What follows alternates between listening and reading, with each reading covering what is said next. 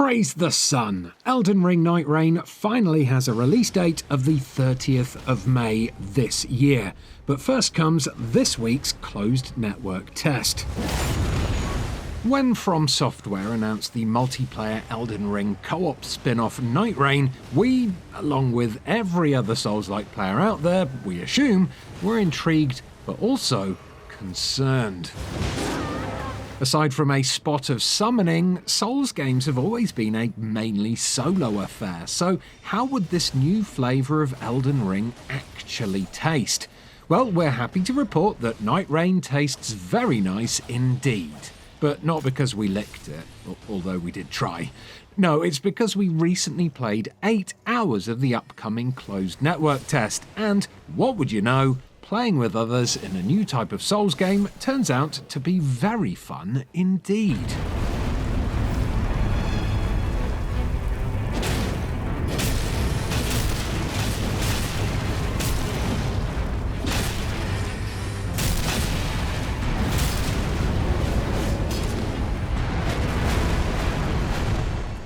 So, how does Nightreign play? In short, it's Elden Ring as a roguelike with a dollop of Fortnite. Or, alternatively, it's like listening to the game's soundtrack on double speed and shuffle play. Which might sound weird, but once you've watched this preview video, it will absolutely make sense.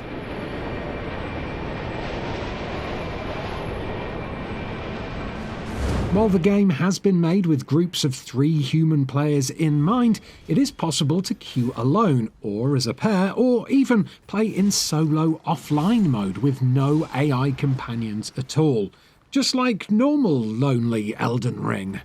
Solo players online, however, will be matched with 2 other human players, and there is no co-op mode, so 2 human players in a team will queue together to be matched with a solo human player.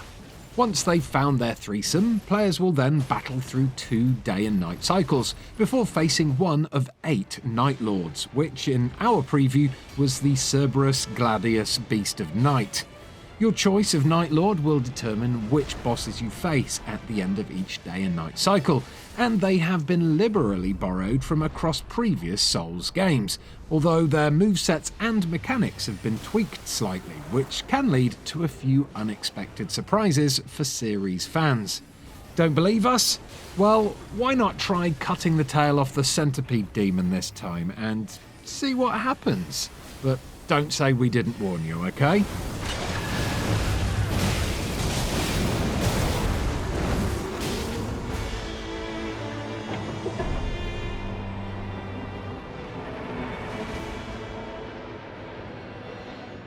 At the start of the game, you fly into the map on a hawk, which is kind of like Elden Ring's version of Fortnite's battle bus, and you'll quickly find that the map itself feels a bit like an instanced dungeon, with loot and enemy placements randomised in every new run.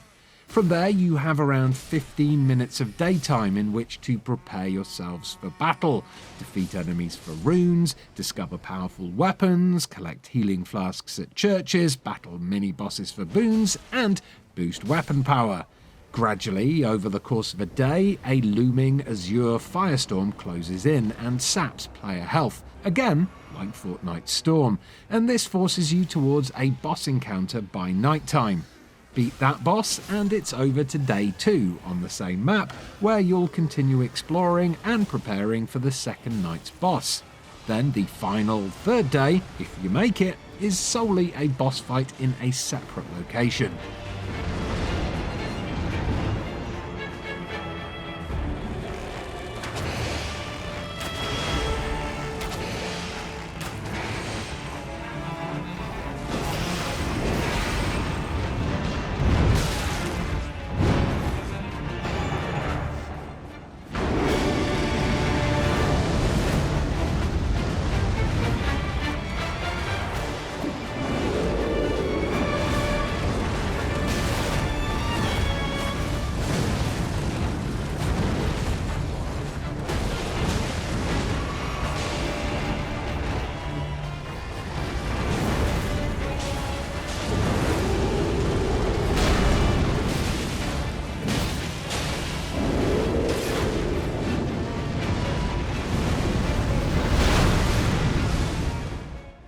first consideration you'll need to make at the start of a game of Nightreign is time management, as this really is a game about swift decision making. Should you focus on defeating smaller enemies for runes, or risk exploring subterranean dungeons where the loot is better but the encroaching storm is harder to evade? Should you make a beeline for churches to improve your healing, or focus instead on defeating mini-bosses for your choice of 3 weapons or attribute buffs?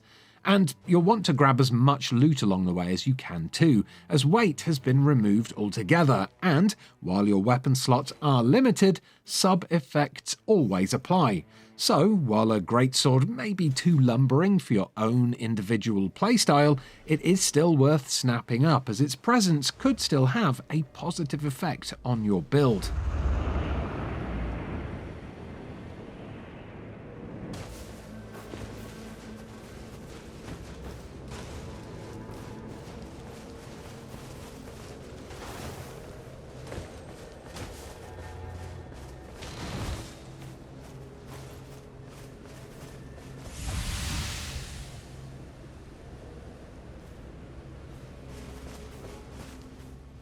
The biggest difference Nightreign has to Elden Ring, though, is the sense of speed. Sites of Grace automatically heal you when nearby. Leveling has been streamlined to just HP, FP and stamina, and characters now have a galloping sprint. More importantly, fall damage has been removed too, and parkour abilities now allow players to vault up and over obstacles. See a boss in the distance, or want to escape the incoming storm? Just leap off a cliff, jump up the other side, and sprint into the distance. That sort of behaviour was unthinkable in Elden Ring, but here the unbridled movement gives Nightreign a newfound sense of soul's freedom. No longer are you carefully and methodically infiltrating each dungeon or castle as you memorise enemy placements. There's simply no time for that. This is Elden Ring speedrunning, with the storm only adding to the sense of urgency. If you're not fast enough, you, my friends, will not stand a chance.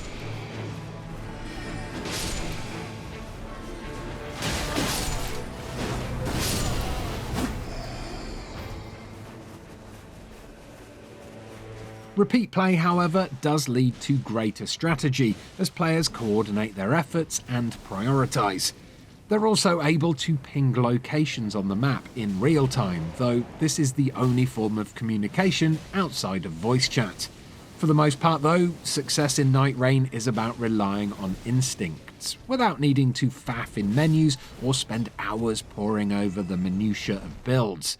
It's in instantly knowing if a two-handed sword is better than the dagger you're holding, or if a boost to your arcane stat will actually increase your damage output, or if you absolutely do need a bleed damage weapon. And on that note, other players do have the option to drop things for you if you need them, so don't be afraid to ask, otherwise you won't get. Basically, Elden Ring experts will be right at home with this quick-fire exam, but newbies will need to swiftly find their feet.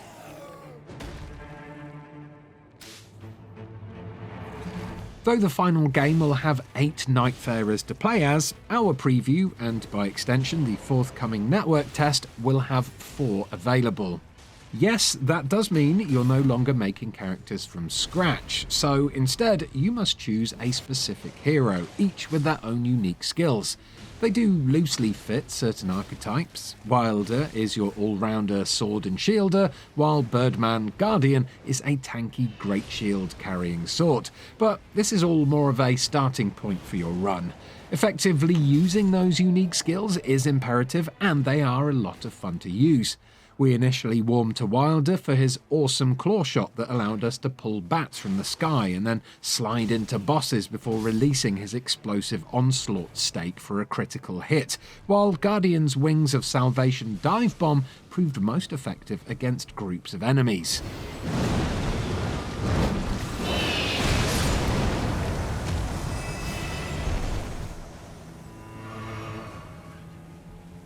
The Recluse, meanwhile, is the mage of the group and has a fiddly mechanic of sucking magic out of foes and friends to replenish FP. Gaining 3 of the same elements will then unleash a powerful spell. But she's a glass cannon who'll take more time to master than the preview allowed, though we have no doubt that the results will be worth it. In the case of Nightreign at least though, whoever said magic was easy mode was lying. Interestingly, players can select the same character if they wish. Teamwork is less about balancing skills and more about simply playing to your strengths as part of a group and coordinating attacks. For our last run, for instance, we went all in on the Duchess, a sort of roguish character who not only turns the party invisible to avoid aggro, but can repeat the last few seconds of combat against a ghostly apparition of the enemy for additional damage. With all 3 of us wielding bleed weapons, we were able to use the Restage skill to stack up the status effect whilst alternating invisibility to obliterate bosses, and it was delicious.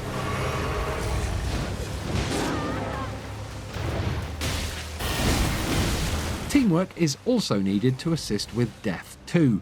Reviving other players is as simple as hitting them, but in the heat of a battle, are you better off reviving others or focusing on the boss yourself?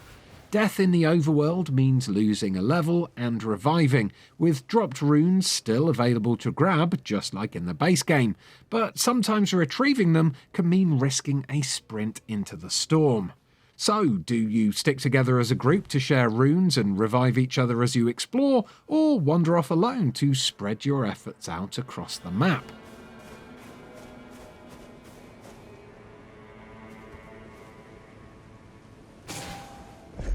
If all 3 players die against a boss though, it is game over and you have to start again from scratch, roguelike style, because with Nightreign, Elden Ring remains as punishing as ever. There is something of a safety net though in the form of relics. These are dished out at the end of each run to offer various stat or attribute bonuses, adding Scarlet Rot to your attacks for instance, or improving your ability with certain weapons. Relics are coloured to match the slots on each character, and some have character-specific effects, while a new currency called Merc will be used to increase the number and types of slot. It means that no run is wasted, and over time, building up a bank of relics will make runs considerably easier, as well as providing an incentive to experiment with new relics on other characters.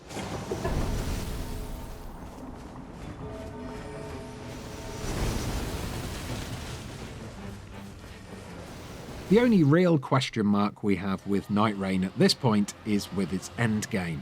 It's unclear how the map will change based on your selection of Nightlord to face, for instance, and once all 8 Nightlords have been beaten, what's your incentive to keep playing? Ultimately, this is a spin-off game for bite-sized sessions rather than a new epic adventure, but the groundwork is so good here, there's potential from FromSoft to go full live service model with additional maps, bosses, Nightfarers, and loot. To be clear, this is something we could fully get behind. Throw in some new assets and see what the machine spits out. The possibilities are infinite, but sadly, we don't think that's From Software's actual intention here.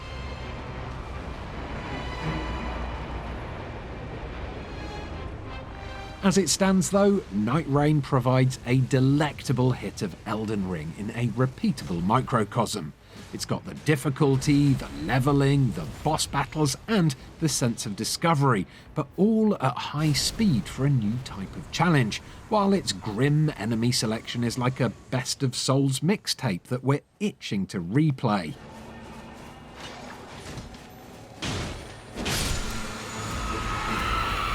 Above all though, Nightreign will force solo players to swallow their pride and play with others.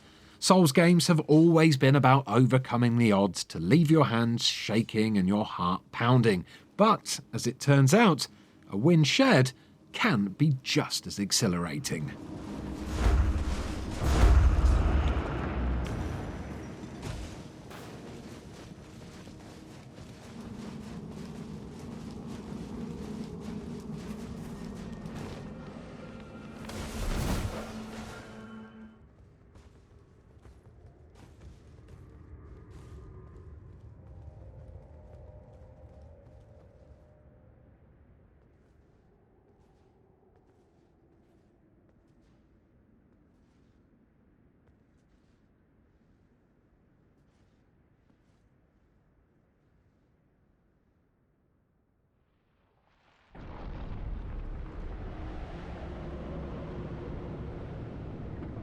Thanks for watching this video. If you enjoyed this preview of Elden Ring Nightreign, please do give it a like, subscribe to Eurogamer for almost daily videos about video games, and please do check out one of our other previews that are on screen and clickable right now. Goodbye and good Nightreign.